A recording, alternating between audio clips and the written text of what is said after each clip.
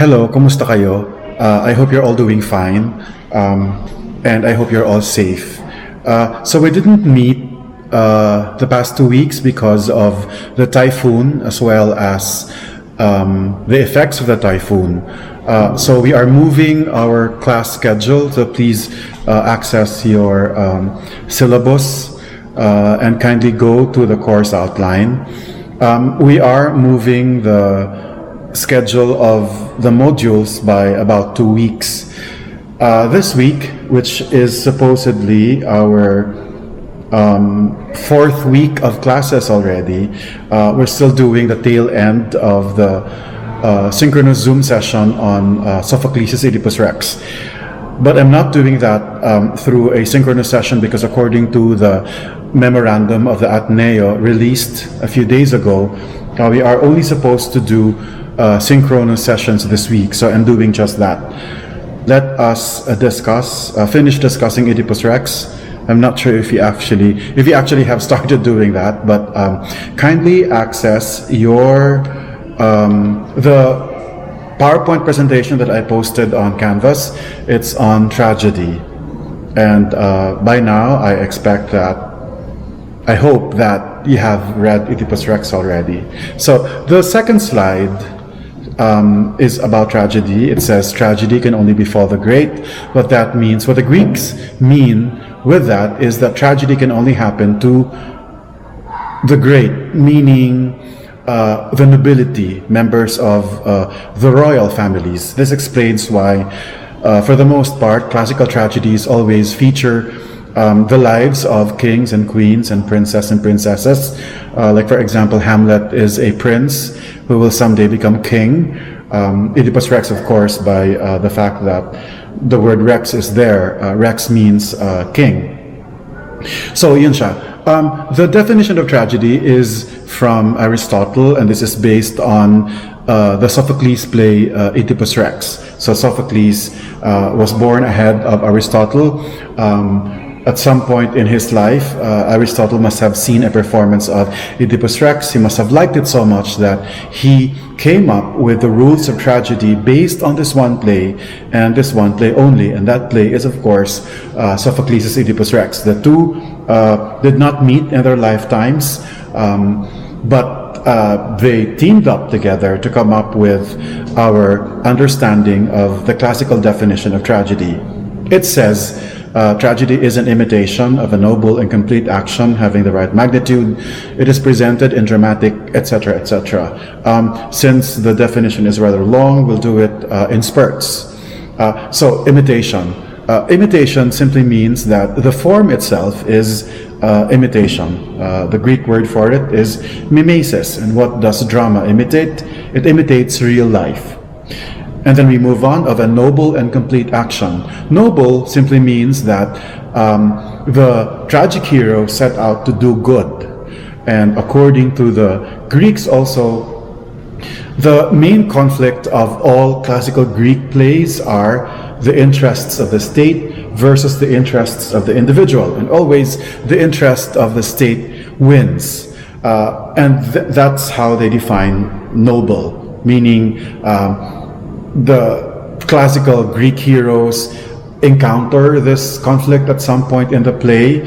Should they prioritize their needs over the needs of the state? So that's why they're kings and queens, diba? In order for them to showcase this type of conflict. And always, in almost all classical Greek tragedies, the interest of the state wins. So that's why in Oedipus Rex, diba, he had the choice of prioritizing himself.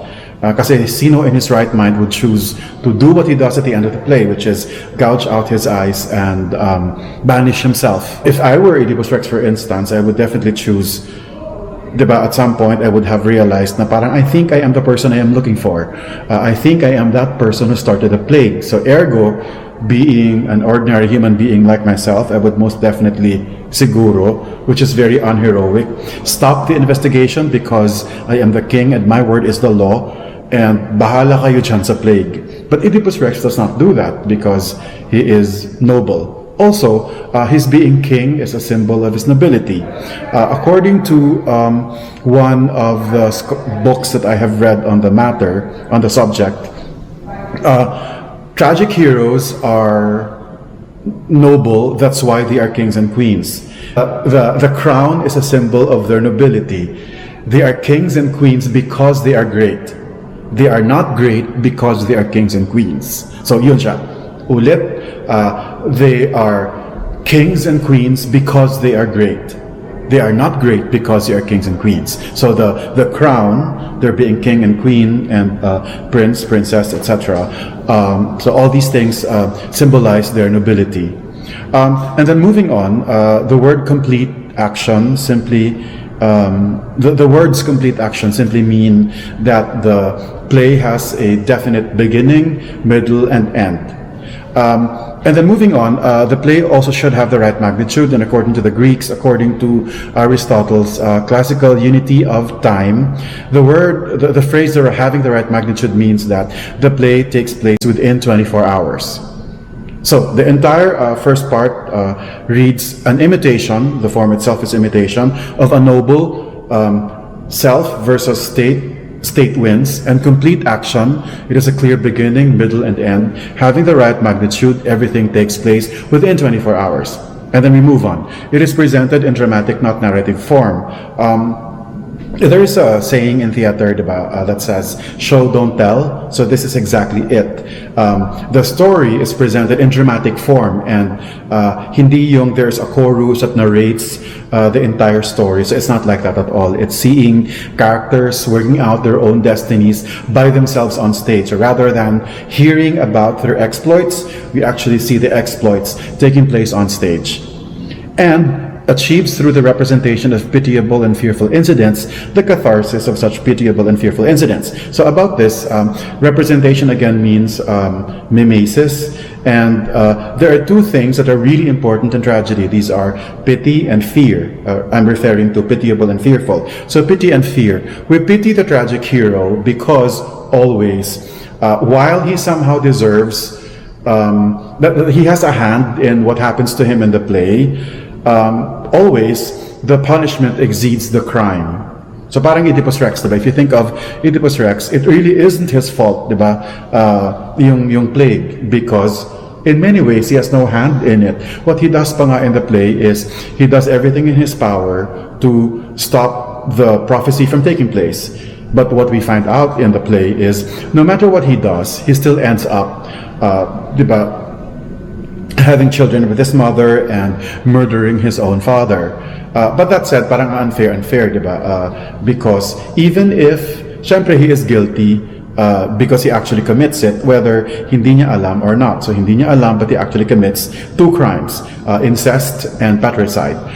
But that said, always, lalo sa case niya na he didn't really go out of his way and make it happen, the punishment really exceeds the crime, especially in his case. So, ayun. So, we pity the tragic hero because always, even if he has a hand in what he does in the play, the horrible things that he does in the play, the punishment or his punishment always exceeds the crime that he committed. Also, yung fearful naman, yung word na fear, as the play hurtles forward kasi, we know that the tragic hero is nearing his death because almost always tragedies end in death. And in many ways, it is the tragic hero's death. So as the play hurtles forward, alam natin na mamamatay yung tragic hero. So we fear for him. Yung catharsis, diba, it's that thing that allows us to return to the world of reality. Catharsis, purgation, diba? I think that's a good thing about theater. You watch all these things happen, and then you get affected by it. And then as you watch the catharsis taking place on stage, you also experience that which the tragic heroes experience in the course of the play, such that you get to purge yourself of these strong emotions as the play hurtles forward. So yun siya. So hopefully by now you understand the entire definition of Aristotle of what tragedy is. So I'll read it for the last time. So tragedy is an imitation, mimesis, of a noble state versus individual, state wins, and complete action, clear beginning, middle, and end. Having the right magnitude, everything takes place within 24 hours. It is presented in dramatic, not narrative form, show, don't tell, and achieves through the representation, mimesis, of pitiable and fearful incidents. Pity, we pity him or her because the punishment exceeds the crime, and fearful, we fear for the tragic hero because as the play hurtles forward, it is also hurtling towards his death. The catharsis, purgation of such pitiable and fearful incidents. We move on to the next slide, which explains the principles of causality. This is best explained, I think acting works like this. Some people say that acting is merely reacting. So if someone does something, then you react to it, and because you reacted to that thing a certain way, what you are supposed to do is top that which is given to you. So as long as you follow the principles of causality, the play that you are writing will most certainly be the plot progression is assured, etc. Hamartia, in spite of the fact that the tragic hero is noble, he possesses something like a tragic flaw. In our case, because we are ordinary human beings, the flaw is merely that, ordinary flaws. But in their case, the flaw becomes tragic because they are noble people.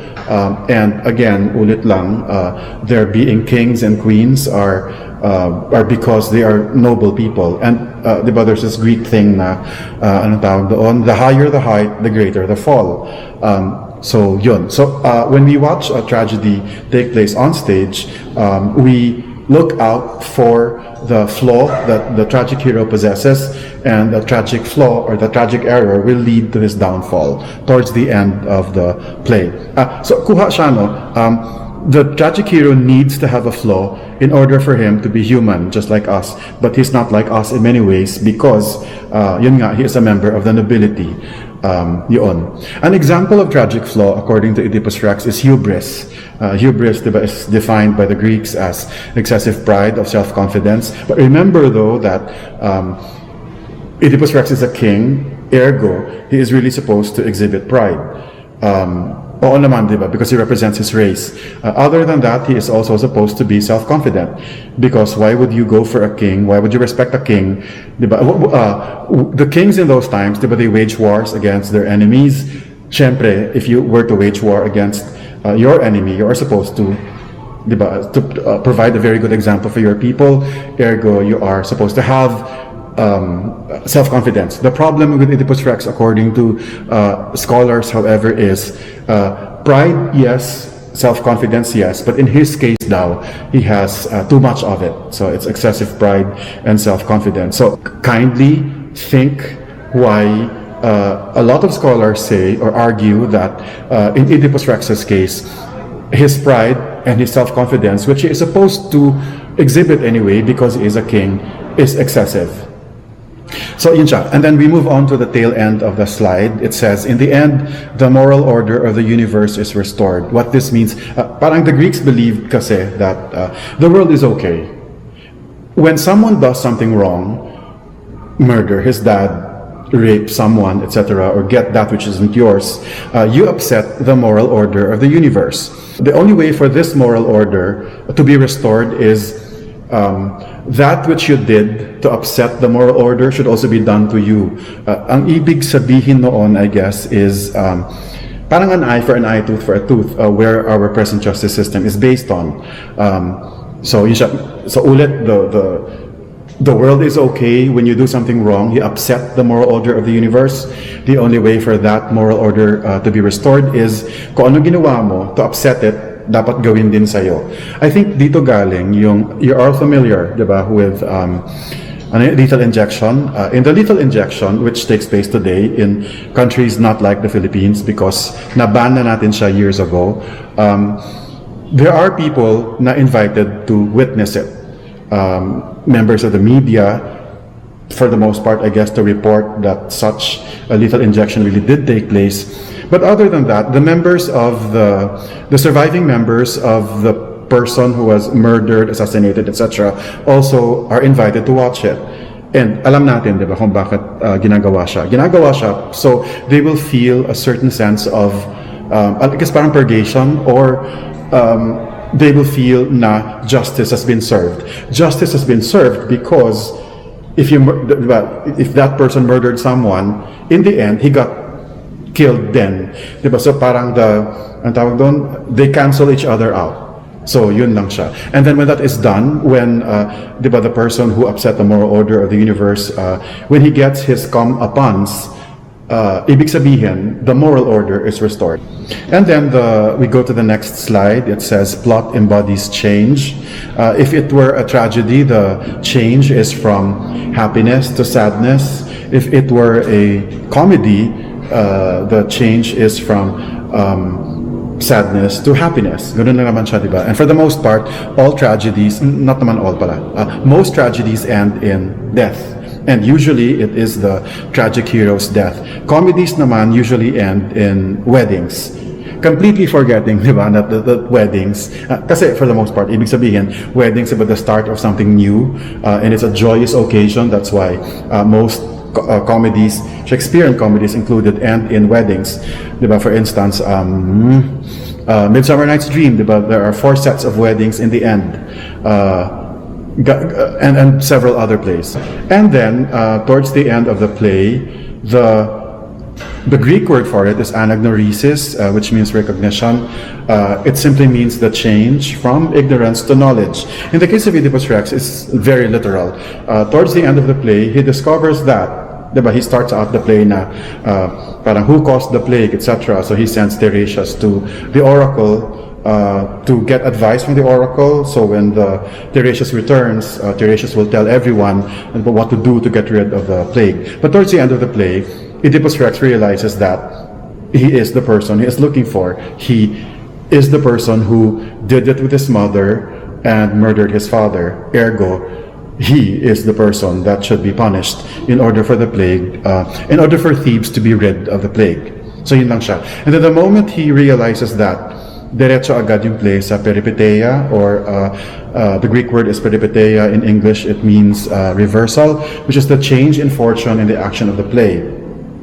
Ulit lang nasabi earlier that all plays embody change, and since this is a tragedy, the change again is from happiness to sadness. So ulit lang, when Oedipus Rex realized na I am the person I am looking for, I caused the plague, etc., that knowledge led to his reversal of fortune.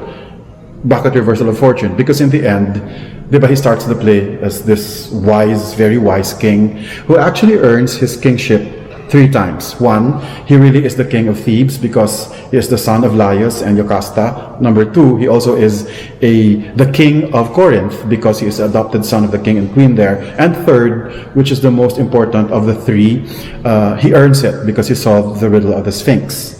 But in spite of that, the play does end with Oedipus Rex blind and banished in the desert. So yun yung kanyang reversal of fortune. And then we move on to the next slide. We judge all plays, modern playwriting to ha. We judge all plays or all endings by the following rules. The rule of probability and necessity. Ang ibig sabihin lang nito ay the ending should be probable. Meaning, dapat posible talaga siyang mangyari in real life. And 2, dapat necessary siya. Meaning the playwright achieves something by choosing that ending. Kasi diba, in the end, a playwright always has a lot of choices, either to go this way or to go that way. The ending should be probable in order for it to be believable. And 2, the ending is an informed choice by the playwright because when he chooses that ending, he achieves something. He is saying something through that ending in the play. And then we move on to the classical unities of time, place, action. This is according to Aristotle, based on his understanding of Sophocles' Oedipus Rex. So the classical unities again are time, place, action. The classical unity of time merely says that the play should take place within 24 hours. So it's within a day.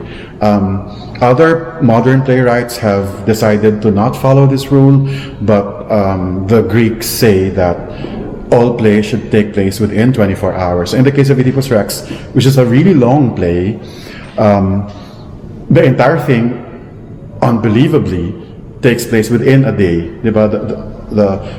From the opening of the play up until the ending of the play, everything takes place within a day. And then the classical unity of play says that the play should take place in one setting only.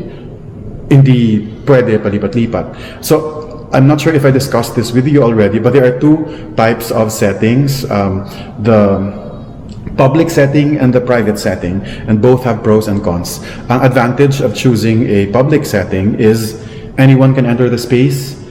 The problem lang is you cannot do that which you set out to do, murder the king, for instance, because the place is public. So ulit lang, anyone can enter the space, kay hari, kay ordinary person. For instance, an example of a public place siguro, a plaza. Diba, kapag paniwala na nandun ang hari, nandun din yung pulubi.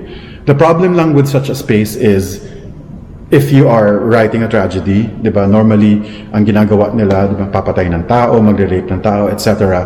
Even if you can occupy the same space as everyone, you cannot readily do that which you set out to do. Kasi nga, the place is so public. So, ergo, ang kabaligtaran nito ay yung private space. Sa private space, okay sa kanya, you can do anything you want, rape, murder, steal, etc. The problem lang is, not everyone can enter the space. So, for instance, pwede mo ngayong patayin ang hari, di ba, i-assassinate ang hari, dahil nasa private space kayo. The problem lang is, paano ka pasok sa private space na yon? Kasi, it is very private. May effect ito sa playwriting or sa drama. For instance, in Oedipus Rex, Sophocles chose, di ba, anong klaseng setting ang pinili niya? Di ba, public? It's outside the palace. Because Sophocles chose such a setting, there are many scenes in the play na hindi na natin napanood because they took place inside or in a private space. Examples of this are Yocasta's suicide. We never get to see it because it takes place in the queen's chambers or in the royal chambers. Also, we didn't get to see Oedipus Rex gouging out his eyes. We only get to see him after he commits that to himself. But we never actually see it because the gouging out of the eyes take place in the royal chambers. Tanong, bakit kaya hindi pinili ni Sophocles na i-situate ang dulang Oedipus Rex sa loob ng chambers ng hari? Diba? Because if he were to do that, ibig sabihin, di mapapanood natin si Yocasta committing suicide, mapapanood natin si Oedipus Rex gouging out his eyes, etc. etc. Ang sagot doon ay, because kung doon sinituate ni Sophocles yung dula, hindi mawawala yung big chunk of the play. Ano yun? The presence of the chorus, the presence of the townspeople. Kasi nga, they cannot enter the king's chambers. So kuha siya. So mawawala yung the entire first part of the play. Remember, di ba, ito yung the citizens of Thebes complain to Oedipus, oh Oedipus, help us, ganyan. Mawawala yun because ang dula ay nasa loob lang ng king's chambers at hindi syempre pwedeng pumasok yung ordinary citizen of Thebes, a Theban, dun sa royal chambers. Even si Tiresias will not be able to enter the space because hindi siya allowed doon kasi nga it's the royal chambers. Ang magiging mas maliit, mas intimate na dula yung play at ang pwedeng characters na lang doon ay I guess tatlo na lang. Si Oedipus, si Yocasta, tsaka si Creon kasi sila lang yung royal family, diba? So the other characters matatanggal. So that's why hindi pinili ni Sophocles kasi nakausap ko siya. Hindi pinili ni Sophocles na doon ilagay, isituate yung play kasi the presence of the chorus matters to him. Kasi di ba, the chorus represents the effects of the plague. Di ba, the start of the play kasi you see them. So if you've seen the performance of Oedipus Rex, yung costume ng chorus at the start of the play, ito yung naka-bandage or naka-gauze at may mga dugo, etc. They represent kasi the horrors of the plague, which is really important in the play. In order for the play, o ma-pull off ni Sophocles sa dulo, yung ginawa ni Oedipus Rex sa sarili niya, di ba? Kung paanong duguan yung mga characters sa mga Thebans, ganyan. Ganun din ang pagkatuguan ni Oedipus Rex sa end when he gouges out his eyes. Ang tawag doon in many ways, parang bookend. The ending is also the beginning. Okay yung bookend sa playwriting kasi it signals that the play has really ended. Kasi na-bookend na siya. Parang you see the same image that starts the play, but at the end, parang you get a new insight through that you get while watching the play. So, yun yung classical unity of plays. And classical unity of action is simply lang naman that the play should have one main plot. If the play were to have a subplot, the subplot or all subplots should support the main plot. So ulit lang, the classical unities again are the classical unity of time. Everything should take place within 24 hours. The classical unity of place, choose one setting and stay there. The classical unity of action says the play should only have one plot, one main plot. If the play were to have a subplot, that subplot should support the main plot. At syempre, in Oedipus Rex, it really is all about him, di ba? Wala nang ibang subplot, tungkol lang talaga siya sa sino yung taong nag-cause ng plague, etc. Yun, modern playwriting, ginagamit itong classical. So, move on to the next slide, please. Sa next slide, so these very psychological terms, exposition, complication, crisis, climax, blah blah denouement, ang version ng Greeks dito ay tatlo lang. So prologue, episodes, or agon, and exodus. So prologue is simply the beginning. Episodes, ito yung challenges that the hero undergoes in the play. And diba, ito yung conflict, should I, shouldn't I, should I, shouldn't I. And then yung exodus is merely the end of the play. Ito na yung from the many choices, usually, diba, from the two choices that the lead character faces, he chooses one, ulit lang, because of, diba, a recognition scene, may nalaman siya before the play ends, and yung knowledge na nalaman niya will spell the reversal of fortune. And when the reversal of fortune takes place, that ends the play. So ganun siya. And then yung last slide merely says, plays need not solve all of life's problems, but they must resolve their own conflicts. Siyempre, it's a question of craft. Hindi naman niya kailangan isolve ang problema ng buong mundo, di ba? Pero kailangan niyang isolve at least yung conflict na siya rin naman ang nag-introduce at the beginning of the play. So, for the most part, yun lang. If you have questions, maybe we can discuss it further when we meet in the second week of December for a synchronous session with everyone. Ulit lang, so this week you are supposed to, so diba, ulit, in-adjust natin ang schedule because walang klase last week, and the university did extend the semester up until 1 week in January. So this week, which is supposedly the 4th week of classes na, we're still on week 2. So we just discussed Oedipus Rex. Your assignment for next week, and do not forget that you are supposed to come up with a 1-page Times New Roman font size 12 single-spaced reflection essay on Oedipus Rex. The essay, kindly do away with mga summary, blah blah blah. I read the play myself, so I don't have to. You don't have to tell me what the story is. Ang hinihingi lang, ulit lang, and this was discussed last time. How will Oedipus Rex resonate with modern audiences?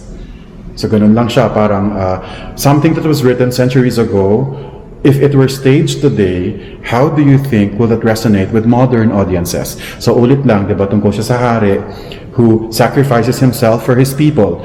So you can think in terms of what's happening in the country today. Do you think if our own leaders today were to follow what Sophocles and his fellow Greek playwrights of the olden times, what they have been preaching to their Greek audiences, theater audiences during the time, baka naman we won't be in the rut that we find ourselves in today. So ganun lang, I need your thoughts on that. Next week, please take the time to read, and this is on your own na ha, I won't be there to discuss this with you anymore. Kindly read Macbeth, and look for resources online that could help you understand the play better. And do not forget the reflection essay again. Again, the reflection essay is on how this Shakespearean play, written in the 17th century, how this would resonate with audiences today. So it's the story of this person who wasn't supposed to be king, but who wanted to be king so much that he murdered his way to the Scottish throne. Which, of course, should remind you of some politicians that we have today. Diba? Yung who would like to stay in power and he will do everything in their power para hindi sila matanggal. Diba? Ang version natin dyan, ano yan, yung diba, tatay, and then dahil hindi na siya pwede, na-complete na yung term. Ang ending yan, diba, yung asawa, yung anak, ayaw i-let go yung power, which is what Macbeth is all about. So yun lang. So I need your reflection essay on that also. Again, it's 1 page. It's Times New Roman, font size 12, and it's single-spaced. So yun lang. And then the university extended the semester up until the first week of I'm not sure if it's the first week or the second week of January. Kindly look at the actual memorandum sent to all our email accounts last week. So yun lang siya. And then everything else, if you have questions, kindly post to the Canvas page of the class, and then I will take time to answer your questions. My problem lang is mahina ang internet where I am right now. Pero gagawan na lang siya ng paraan. So ayun. So to wrap things up, I hope you're all okay. Sana hindi kayo masyadong naapektuhan ng bagyo. I hope that you're taking care of your mental health. And if you have time, kasi this week asynchronous pa rin lang naman, kindly take the time to read to do the readings that you are supposed to, and to come up with that essay that you're expected to submit. You won't submit it this week pa. You will submit everything at the tail end of the semester. So January pa siya, so don't worry about that too much. So yun lang. So maraming salamat, and see you for another asynchronous session at some point, baka next week. I'll get in touch with you through the Canvas page of the class na lang. So maraming salamat.